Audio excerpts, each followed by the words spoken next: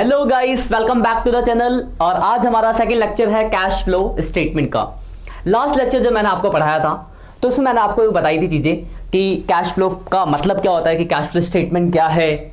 फिर ऑपरेटिंग के बारे में बताया था मैंने आपको, इन्वेस्टिंग के बारे में बताया था, फाइनेंसिंग के बारे में थ्योरी, मतलब आपका एक प्लेटफॉर्म तैयार किया था। तो अगर कोई बच्चा अभी ये सेकंड लेक्चर पे आया है तो पहले पहला वाला लेक्चर देख ले। अभी मैं उसका ऊपर आई बटन पे आ रहा होगा, उसका देख लेना वहां से, क्योंकि बिना बेसिक जाने आप अगले स्टेज पे नहीं बढ़ सकते। ठीक है, तो फर्स्ट लेक्चर कंफर्म करो, क्लियर करो कॉन्सेप्ट को, फिर इस सेकंड लेक्चर को देखो, समझ में आएगा। और आज हम जो पढ़ने वाले बात उसकी कर लेते हैं। तो आज जो हम पढ़ने वाले हैं वो बेसिकली हम एक एक्टिविटी को उठाएंगे जिसका नाम है ऑपरेटिंग एक्टिविटी। लास्ट लेक्चर में देखा था ऑपरेटिंग, इन्वेस्टिंग और फाइनेंसिंग, तीनों के बारे में मैंने चीजें बताई थी। तो उसमें से जो पहली एक्टिविटी है दैट इज ऑपरेटिंग एक्टिविटी, तो हम इस लेक्चर में यही जानेंगे। इस पूरे वीडियो के कंक्लूजन हम ये सीखने वाले हैं कि ऑपरेटिंग में क्या क्या चीजें आती है, कैसे आती है। तो करते स्टार्ट। देखो, ऑपरेटिंग जानने से पहले आप ये समझो कि जो हम पढ़ने वाले हैं कैश फ्लो स्टेटमेंट, क्योंकि चैप्टर आपका 7 नंबर का एग्जाम में बहुत इंपॉर्टेंट है और आपकी डेट शीट आ गई है। फिक्स डेट तो नहीं बताएगी पर नोटिफिकेशन आ गया है सीबीएसई का कि जो आपके एग्जाम होंगे वो 26 अप्रैल के बाद होंगे। तो आपके पूरा प्रॉपर टाइम है। तो ये तो मैं पहला लेक्चर डाल रहा हूं, पहले सीरीज चला रहा हूं कैश फ्लो की। फिर हमारा टारगेट होगा कि 26 अप्रैल तक सारे चैप्टर सेकंड टर्म के पूरे क्लियर करा दूं। उसके बाद आपको मैं कुछ इंपॉर्टेंट क्वेश्चंस, इंपॉर्टेंट पेपर्स करा दूं, और मेरे जो असाइनमेंट्स हैं सदाबहार, जिसको आप कर लोगे तो 40 में से 35 प्लस तो आपके आएंगे अच्छे से करते हो तो ये सारी चीजें हमारा आज का टारगेट रहेगा। तो करते हैं स्टार्ट। तो सबसे इंपॉर्टेंट मेथड्स कौन कौन से पढ़ने आपको, तो मेथड्स जो हम पढ़ेंगे कैश फ्लो स्टेटमेंट में, तो हम यहां पे दो मेथड्स पढ़ेंगे, डायरेक्ट मेथड, इनडायरेक्ट मेथड। बात आती है डायरेक्ट मेथड क्या होता है और इनडायरेक्ट मेथड क्या होता है, और कब आपका डायरेक्ट मेथड लगेगा और कब आपका इनडायरेक्ट मेथड लगेगा। तो डायरेक्ट मेथड की अगर मैं बात करूं, डायरेक्ट मेथड, देखो नाम है डायरेक्ट, मतलब वो मेथड जिसमें इंफॉर्मेशन डायरेक्टली आपको पता चले। अब बात आती है डायरेक्ट कैसे पता चलेगा आपको, तो क्या दिया गया होगा, तो आपके पास क्वेश्चन के अंदर दिया होगा कैश बुक। तो एक बात समझो, अगर आपको क्वेश्चन में कैश बुक दिया हुआ है, कैश बुक देने का मतलब क्या है कि आपको पता है कि किस ट्रांजैक्शन से कितना पैसा आया है, किस ट्रांजैक्शन से कितना पैसा गया है, मतलब आपको कैश की सारी इंफॉर्मेशन साफ सुथरी दे तो रखी है। तीनों एक्टिविटी में बनाना cash flow from operating, investing, financing, तीनों में डाल देना, क्वेश्चन खत्म। पर इतना आसान नहीं आएगा बेटा, तो ये आपके सिलेबस में नहीं है आसान वाला। आपको क्या पढ़ना है, इनडायरेक्ट मेथड। तो ध्यान समझो, इनडायरेक्ट मेथड में क्या दिया होगा, इनडायरेक्ट मेथड में आपको दिए होंगे 2 साल की बैलेंस शीट या फिर एक प्रॉफिट एंड लॉस एंड 2 साल की बैलेंस शीट। तो अगर आप ध्यान से देख रहोगे, अगर मैं आपको एक बैलेंस शीट दे दूं, तो पिछले 2 साल की बैलेंस शीट दे दूं, बोलो बेटा कैश फ्लो स्टेटमेंट बनाओ, तो सर बैलेंस शीट में कैश कैसे पता चलेगा, तो machine, building, furniture, debtor, creditor ये सब दिया होगा, सिर्फ कैश ही पता चलेगा। तो कितना पैसा ड्यूरिंग द ईयर आया गया वो कैसे निकालूं मैं। तो यही तो खेल है जो हमें पूरे लेक्चरों में सीखना है। तो एक साथ तो पूरा नहीं सीख सकते, तो स्टेज बाय स्टेज हम चीजों को सीखेंगे। तो फिलहाल हम बात करेंगे आज ऑपरेटिंग एक्टिविटी की, कि अगर इनडायरेक्ट मेथड हो, डायरेक्ट में तो सिंपल था, तो अगर इनडायरेक्ट मेथड हो तो ऑपरेटिंग एक्टिविटी कैसे निकाला जाएगा। तो उसका एक बड़ा सा और बहुत बढ़िया सा फॉर्मेट है। तो मेन टारगेट ये होगा कि इस फॉर्मेट को समझना, याद नहीं करना है, फॉर्मेट समझना है। क्योंकि अगर आप याद करोगे आज तो कल भूल जाओगे, लेकिन अगर समझ लोगे तो लॉन्ग टर्म, लाइफ टाइम याद रखोगे। तो हम रीजंस जानेंगे कि यही फॉर्मेट क्यों और ऐसी ही चीजें क्यों हो रही है, और उसके साथ साथ याद भी हो जाएगा आपको। तो लेट्स स्टार्ट करते हैं ऑपरेटिंग का फॉर्मेट। तो ऑपरेटिंग के फॉर्मेट की अगर बात की जाए तो काफी बड़ा फॉर्मेट था, ये फर्स्ट पेज है, सेकंड पेज आ जाएगा। तो इतना समझते हैं, cash flow from operating activity आप निकाल रहे हो, और एक बात ध्यान से समझना, आपके पास जो क्वेश्चन में दिया होगा वो प्रॉफिट और लॉस दिया होगा। मैंने बताया आपको प्रॉफिट लॉस और बैलेंस शीट दी गई होगी। तो पीएनएल दिया हो चाहे बैलेंस शीट दिया हो, आपको आपके बिजनेस का प्रॉफिट लॉस तो पता होगा। अगर प्रॉफिट और लॉस दिया है तो वहां प्रॉफिट लॉस, नेट प्रॉफिट इतना हुआ है। अगर आपको बैलेंस शीट दी है तो उसमें एडिंग होती है रिजर्व एंड सरप्लस, जिसके अंदर प्रॉफिट पता होता है कि आपको इतना प्रॉफिट हुआ है। तो अगर आपके पास प्रॉफिट दिया गया है तो प्रॉफिट से हम कैश फ्लो फ्रॉम ऑपरेटिंग कैसे निकाले, तो उसका सफर आज हम तय करेंगे और आपको सिखाएंगे कि how to get cash flow from operating from the profit. Indirectly, method का नाम है इनडायरेक्ट, तो दिमाग भी कैसा लगाना पड़ेगा, इनडायरेक्ट दिमाग। तो लगाते हैं। तो देखो बात को ध्यान से समझना आप मेरी, कि जो मैं आपको समझाने जा रहा हूं, तो हम बात पढ़ने वाले कैश फ्लो फ्रॉम ऑपरेटिंग, साथ के साथ ही फॉर्मेट दिखते भी रहना। तो कैश फ्लो फ्रॉम ऑपरेटिंग, अब बात समझो ध्यान से। ऑपरेटिंग आपको निकालना है, आपके क्वेश्चन में बेस क्या दिया होगा, नेट प्रॉफिट देखो। देखो सबसे पहले हमने नेट प्रॉफिट लिखा है, नेट प्रॉफिट बिफोर टैक्स। अब बोलोगे सर नेट प्रॉफिट तो ठीक है, ये बिफोर टैक्स क्या होता है? तो इसमें 5 चीजें आती है। नेट प्रॉफिट आता है current year minus previous year, उसके बाद आपका प्रपोज डिविडेंड आता है, प्रोविजन फॉर टैक्स आता है, रिजर्व आते हैं। तो क्या क्या आते हैं, तो इसलिए मैंने अलग से एक नोट बना रखा है, तो मैं आपको दिखाऊंगा नोट, वहां पे देखेंगे हम आगे, इसी लेक्चर में कवर अप करेंगे। तो सबसे पहला पॉइंट आता है इसमें, तो याद है क्या क्या स्टेप निकालना है। पहला स्टेप ये net profit before tax and extra ordinary item. कैसे निकलेगा हम देख लेंगे थोड़ी देर में, 5 चीजें आएंगे इसमें, डिस्कस करेंगे। ये आ गया। अब देखो ध्यान से समझना बात को, आपका बेस है नेट प्रॉफिट, ठीक है। अब देखो नेट प्रॉफिट निकालने का मतलब क्या होता है, कि जितने भी बिजनेस के खर्चे होंगे आपने सब घटा दिए होंगे। लेकिन एक बात बताओ, अगर आप ऑपरेटिंग बना रहे हो तो आपको तो सिर्फ ऑपरेटिंग खर्चे घटाने चाहिए थे, और वो भी कैश वाले, पर आपने तो सारा खर्चा घटाया तभी नेट प्रॉफिट आया। तो अगर मुझे उस लेवल तक वापस पहुंचना है ऑपरेटिंग तक, तो जो मैंने फालतू खर्चे घटा रखे उसे वापस प्लस करना पड़ेगा। फालतू इन द सेंस कि जो नॉन ऑपरेटिंग खर्चे हैं या फिर जो नॉन कैश है, क्योंकि घटने तो सिर्फ ऑपरेटिंग ही चाहिए थे ना, लेकिन आपने ऑपरेटिंग के अलावा नॉन ऑपरेटिंग भी घटाया है और अदर खर्चे जो नॉन कैश है वो भी घटाया। पर अगर आप ऑपरेटिंग एक्टिविटी बना रहे हो तो वो सब खर्चे तो नहीं घटने चाहिए थे, बट हमने घटा रखा है, तो वापस क्या करना पड़ेगा, प्लस। रीजंस देखो आया अगला, प्लस सेकंड पॉइंट, प्लस कर दिया non cash non operating expenses. Clear बात है, क्यू प्लस हुआ, रीजन दिया मैंने आपको, क्यू प्लस हुआ। अब बात है इसमें क्या क्या आएंगे, तो नॉन कैश या नॉन ऑपरेटिंग, देखो देख के सीधे नॉन कैश है, डेप्रिसिएशन है पहला, एक्सपेंस है डेप्रिसिएशन, पर क्या डेप्रिसिएशन से कैश पे फर्क पड़ता है, तो नॉन कैश एक्सपेंस है, प्लस हो गया। अगला है प्रीलिमिनरी एक्सपेंस है, डिस्काउंट इश्यू डिवेंचर, ये भी नॉन कैश एक्सपेंसेस है। अगर आप क्या दो डिवेंचर पे या जो डिस्काउंट की अगर बात की जाए, ये सब आपके होते हैं शेयर्स के ऊपर, तो मतलब फाइनेंसिंग, तो नॉन ऑपरेटिंग वाला लॉजिक भी लगा सकते हो। तो ये नॉन ऑपरेटिंग एक्सपेंस माइनस हो गए, सॉरी प्लस हो गए, क्योंकि एक्सपेंस प्लस करते हैं। उसके बाद गुडविल, पेटेंट, ट्रेडमार्क, एमोटाइज। देखो एमोटाइज और डेप्रिसिएशन, टेंजिबल एसेट्स के लिए हम वर्ड यूज करते हैं डेप्रिसिएशन, इंटेंजिबल के लिए यूज करते हैं एमोटाइज, दोनों एक ही बात है। उसके बाद अगला आपका इंटरेस्ट पेड, बोरिंग पे, शॉर्ट टर्म पे, बैंक ओवरड्राफ्ट पे। तो देखो जो भी आपने इंटरेस्ट पे किया, इंटरेस्ट पेड कौन सी एक्टिविटी का पार्ट होता है, फाइनेंसिंग एक्टिविटी का पार्ट होता है, तो नॉन ऑपरेटिंग एक्सपेंसेस है, तो ऐड कर दिए। उसके बाद है loss on sale of assets और प्रोविजंस। तो देखो अगर आप, तो non cash non operating expense add होती है, रीजन समझ गए क्यों, क्योंकि नेट प्रॉफिट आपने बेस लिया है। अगर आपको ऑपरेटिंग निकालना है तो सिर्फ ऑपरेटिंग और कैश वाले खर्चे घटने चाहिए थे, तो बाकी जितने भी अदर खर्चे घटे उसको आपने क्या कर दिया, प्लस। तो non cash non operating expense plus. Examples को देखो कुछ नाम दिए गए, पहला आपका डेप्रिसिएशन हो गया, loss on sale of assets हो गया, interest paid, dividend paid. Interest paid किस पे आएगा, डिविडेंड पेड नहीं, डिविडेंड पेड इसके अंदर आता है। इंटरेस्ट पेड किस पे, चाहे लॉन्ग टर्म बोरिंग पे हो, चाहे शॉर्ट टर्म बोरिंग पे हो, या फिर बैंक ओवरड्राफ्ट पे हो, फिर ठीक है, यहां तक क्लियर है। तो ये आपका पहला आ गया, तो 2 हो गए, पहला हुआ प्रॉफिट और उसके बाद हमने ऐड किया non cash non operating expenses. अब हम इसको आगे बढ़ाते हैं क्योंकि फॉर्मेट यही खत्म नहीं हुआ है।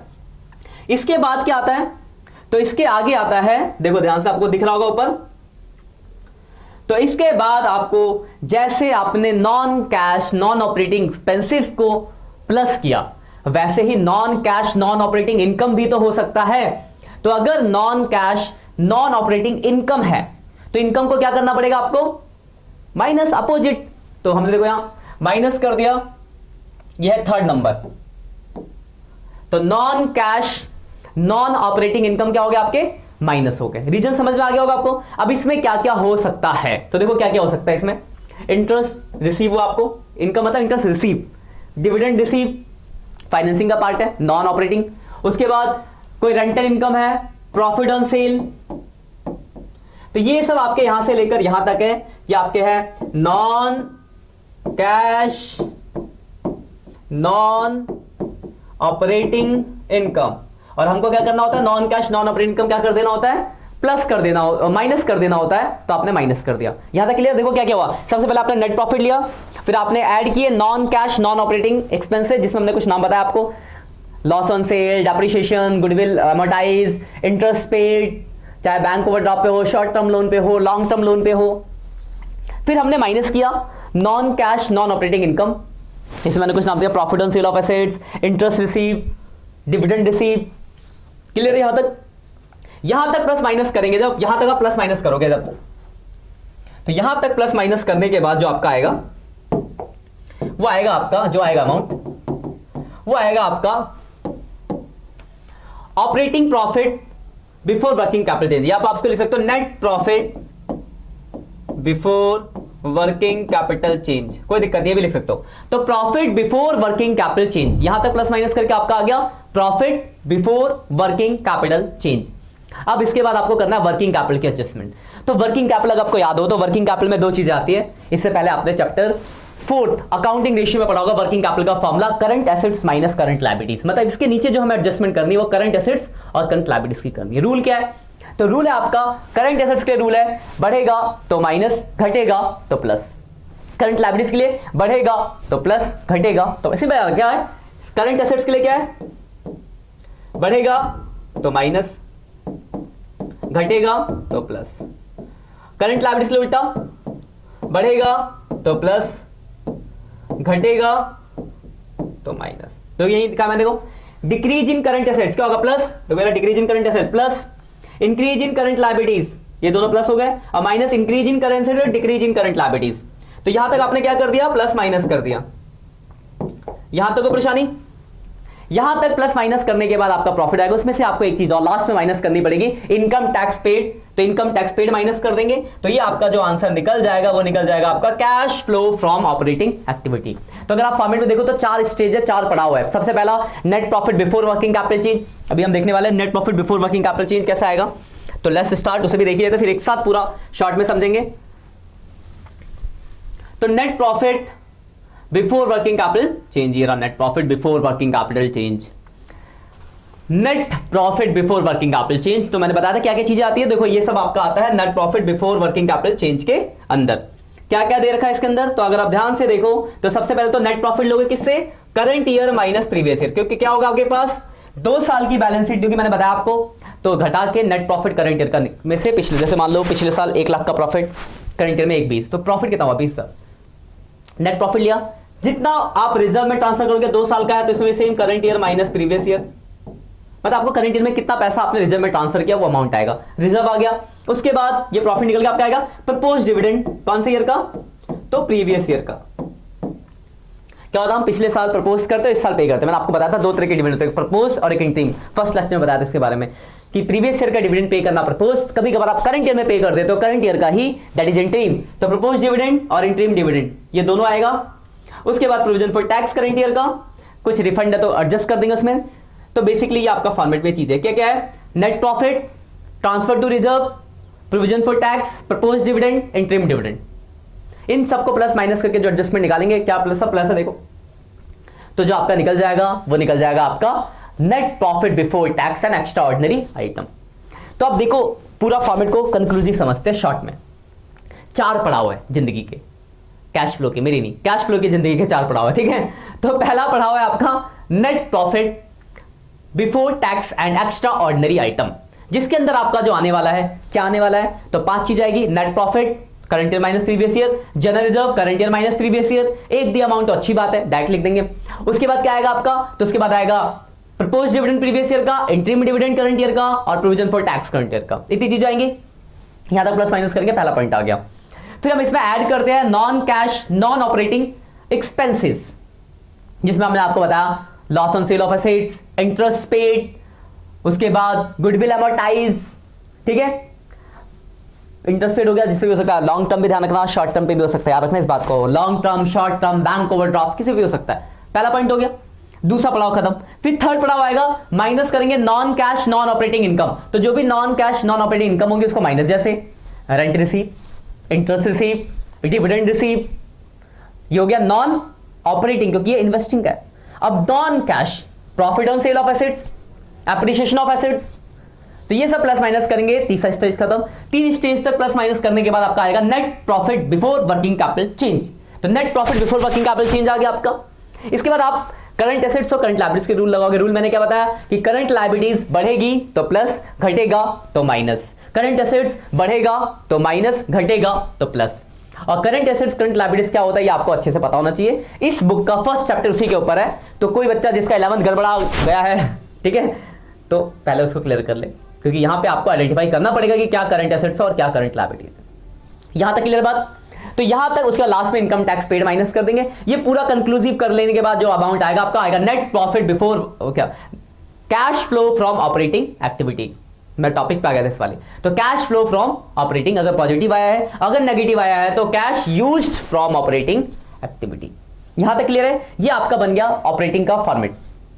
अब फॉर्मेट को प्रैक्टिकली वे में लाने के लिए आपको क्वेश्चंस करने पड़ेंगे, तो एक क्वेश्चन मैं आज कराता हूं, बाकी हम आगे नए लेक्चर में देखेंगे, क्योंकि आपको बहुत सारा होमवर्क मिल गया इस फॉर्मेट को रिवाइज करना। तो लेट्स स्टार्ट। एक क्वेश्चन देखते हैं फटाफट। तो देखो ये क्वेश्चन है, लिखा है calculate cash flow from operating activity from the following. आपको बोला गया है कि आपको जो करना है, क्या करना है, ऑपरेटिंग एक्टिविटी निकालना है। क्वेश्चन देखो क्या, calculate cash flow from operating activity from the following. आपको ऑपरेटिंग एक्टिविटी निकालना है। इंफॉर्मेशन देखो क्या क्या दी गई है। तो अगर आप इंफॉर्मेशन में देखो तो आपको और भी कुछ इंफॉर्मेशन है। एक मिनट, लेट्स स्टार्ट। और भी कुछ इंफॉर्मेशन थी इसमें, हाँ। तो ये आपको देखो, ये सब आपको इंफॉर्मेशन दी गई है, ये आपको निकालना है। एक तो आपको देखो, ध्यान से देखना, दिख रहा है कुछ जिसमें मैं लाइन कर रहा हूं, वर्किंग कैपिटल चेंज। याद हो फॉर्मेट में पहले दो पढ़ाओ तो खत्म हो गया भाई, क्योंकि पहले नेट प्रॉफिट, दो तीन, तीसरे पढ़ाओ के बाद इसकी बात आती है वर्किंग कैपिटल। हम करंट पहले प्रॉफिट लिखते थे, याद करो फॉर्मेट, रिवाइज को दिमाग में सोचो। प्रॉफिट, हाँ प्रॉफिट था, सर ने बताया। फिर क्या बताया, फिर सर ने बताया ऐड करने वाला आइटम, फिर माइनस करने वाला आइटम, उसके बाद ये आता था। तो ऐड और माइनस का आइटम तो दे दिया, खत्म। तो सीधे वर्किंग कैपिटल चेंज दिया है। तो मतलब आपसे ये क्वेश्चन सिखाना चाहता है कि क्या आपको करंट एसेट्स और करंट लायबिलिटीज के बारे में पता है और उसको प्लस माइनस का रूल पता है, वो सिखाएगा आपको ये क्वेश्चन। तो सीखते हैं क्वेश्चन से। तो आपको बनाना है cash flow from operating activity. तो बना लेते हैं। तो यहां बनाते हैं साइड में,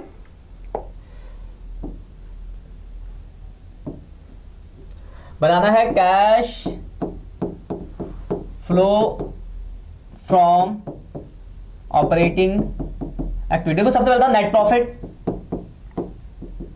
बिफोर टैक्स, उसके बाद ऐड आइटम कुछ लिखा था, फिर मैंने माइनस लिखा था माइनस वाले आइटम। यहां तक प्लस माइनस करने के बाद आता था आपका net profit before working capital change, और यही आपको दे रखा है 1 लाख। तो एक अच्छी बात है, इसके ऊपर की चीज तो सब आपको दे रखी है, तो ऊपर का तो आपको दिमाग नहीं लगाना। तो सीधे यहीं से स्टार्ट करेंगे क्वेश्चन को, क्योंकि यहां से ऊपर का ये सब भरा है तभी तो ये दिया है। तो 1 लाख आपको दिया है net profit before working capital change. अब आपको रूल क्या रखने, करंट एसेट्स और current liabilities. Income tax question में है नहीं, तो एक एक करके स्टार्ट करते करें।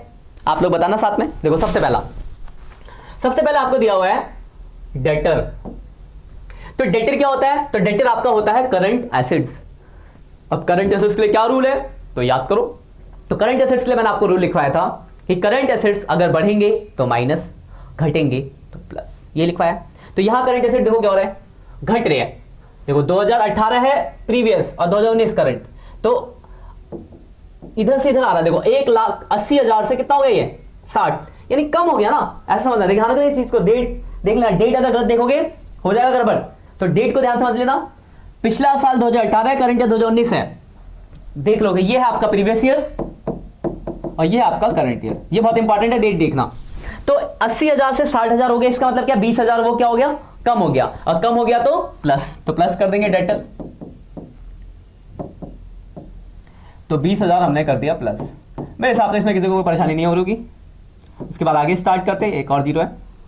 उसके बाद आपका बिल्स रिसीवल। तो bills रिसीवल is also current assets, और बिल्स रिसीवल देखो क्या हो रहा है 7 से 10, यानी 3,000 बढ़ गया तो माइनस, तो BR माइनस कर देंगे 3,000। तो क्वेश्चन का मेन पर्पस आपको कि करंट एसेट्स करंट लायबिलिटीज आपको एक तो पता हो जाए और दूसरा आपको उसके रूल याद हो जाए। यही इस क्वेश्चन कराने का मेन कंक्लूसिव पर्पस है जो हमने एग्जांपल में ले रखा है। आगे देखते हैं।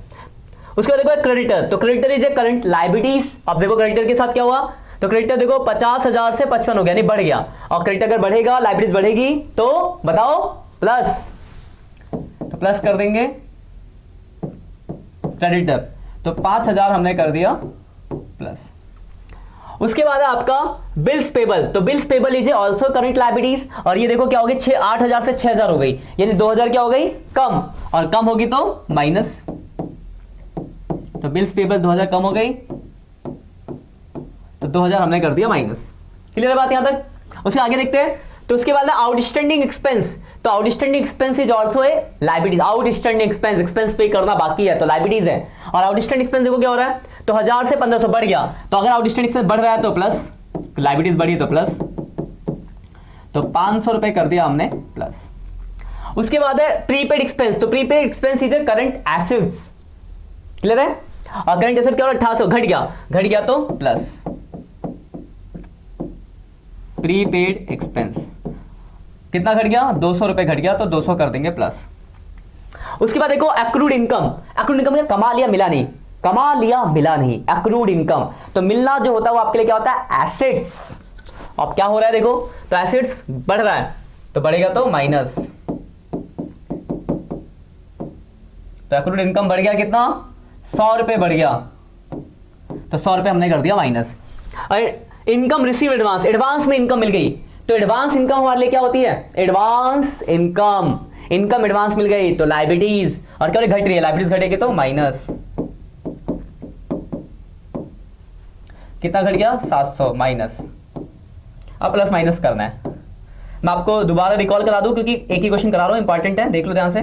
तो यहां से आ जाएगा कैश फ्लो, पॉजिटिव आना है, पॉजिटिव आएगा तो कैश फ्लो, नेगेटिव आएगा तो इनफ्लो। तो यहां तो पॉजिटिव आएगा, तो cash flow from operating activity.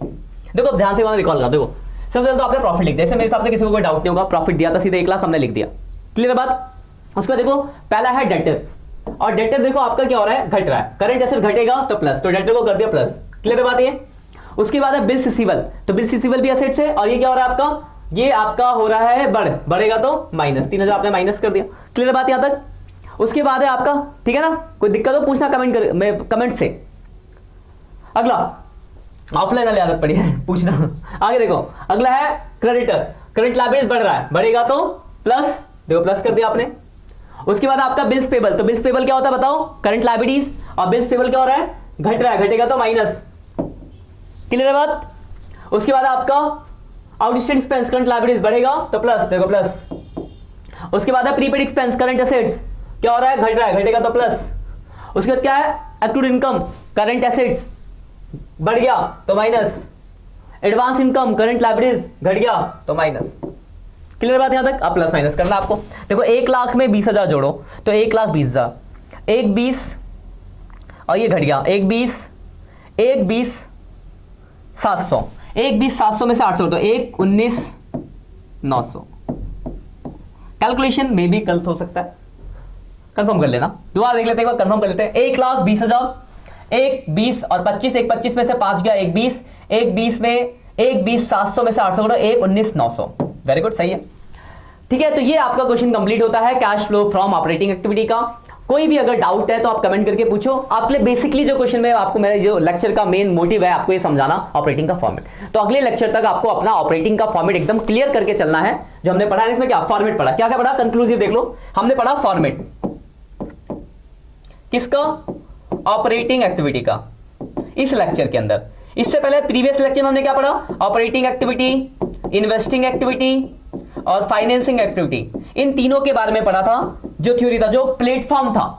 तो आपको ये 2 चीजें क्लियर करके चलनी, पहला और दूसरा लेक्चर, फर्स्ट लेक्चर का बेसिक और ये सेकंड लेक्चर का ऑपरेटिंग का फॉर्मेट। क्वेश्चन तो आप आगे वाले लेक्चर में सीखोगे ही सीखोगे। क्लियर है? आज के लिए इतना ही।